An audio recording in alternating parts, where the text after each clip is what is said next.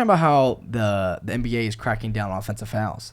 Oh, like if you jump into people, right? James Harden and Trae Young, right? Trae Young's a big one. Everybody's talking about. Kyle Lowry, he does that all the time. The kind of drawing fouls I love talking about that man, bro. Where you pull up from three, don't need to actually like shoot it. You kind of just huck it up there and jump into somebody, and then you get three. For those of you who don't know, the rule is basically like now where like years past, you could shoot and kind of change your shot a little bit to kind of fall into somebody or to like kick your feet out a little extra to get a like offensive foul, right? And you saw that a lot in the postseason this past year. People drawing tons of fouls by just kind of leaning into defenders or jumping. It seemed like them. every point guard almost did that. Like I saw Damian Lillard doing it. James Harden did it the most, I think. Because James Harden's been the most criticized for doing it. But he says also like anything involving fouls. People like to criticize James Harden. Yeah, but he just says like he knows how people guard him and he's gonna get points however way he can. Yeah, I mean it's one of those things where until they change the rule, like there's no reason not to. If you're getting three free throws that way, then it's gonna be a little weird though because the rule is basically like if you're changing your jump shot at all. So how are they gonna determine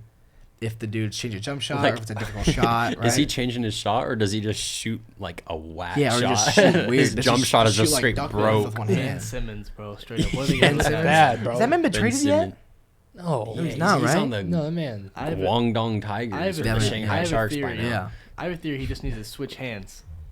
Switch hands? You think he's a lefty? Well, he just doesn't know. He's in lefties only. I don't want to be. I'm like 90% sure about this that his dad made him shoot with his left hand, like because like NBA players have done that before. Like the dads have like taught them to like dribble with their left hand. So I'm thinking, what if he just needs to go back to his right hand, and he can be. Oh, is he a lefty right now? Yeah. I'll check it. Let me check really quick. I think he said something like that, didn't he? Where like his dad taught him to shoot with his non-dominant hand. Yeah, I mean that's a real. That happened with a Hall of Famer, I think. Like I think so too. I'll look at it. Yeah. Yeah, well, and you have some guys that kind of do that and then end up like ambidextrous almost, or like when like Kobe broke his finger and then he shot left-handed for a while, but. Yeah. Also, I saw some. Talking about the NBA and stuff. I saw some weird stuff. What was happening with Chris Bosh? Do you know anything? Huh? Like people were what? What's wrong with Chris Bosh? What's wrong with Chris Bosh? He just got in the Hall of Fame. No, I think people were like criticizing him being in the Hall of Fame, and like Michael Jordan came out as defense, and like LeBron came out as defense, and, like Dwayne Wade and stuff. Chris Bosh was goated, bro. Yeah, people were like attacking him in the Hall of Fame. Pretty nasty.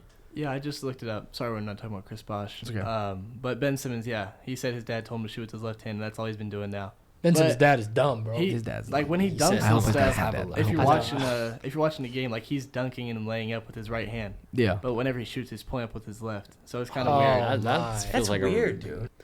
Talking about the leaning in and like drawing fouls that way. Yeah.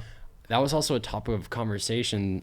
I know when they ended up winning the Olympics, but going into it, when the USA was struggling in the Olympics, they were saying it's because they're not used to playing this kind of basketball because they're not getting calls that they think they should be getting. Yeah. So they're doing stuff like that. They're doing whether it's like stepping into the lane or whatever this is, all this stuff but they're saying they're used to playing a softer type of basketball than FIBA plays, which is interesting because I mean the best basketball players in the world and they're not used to playing.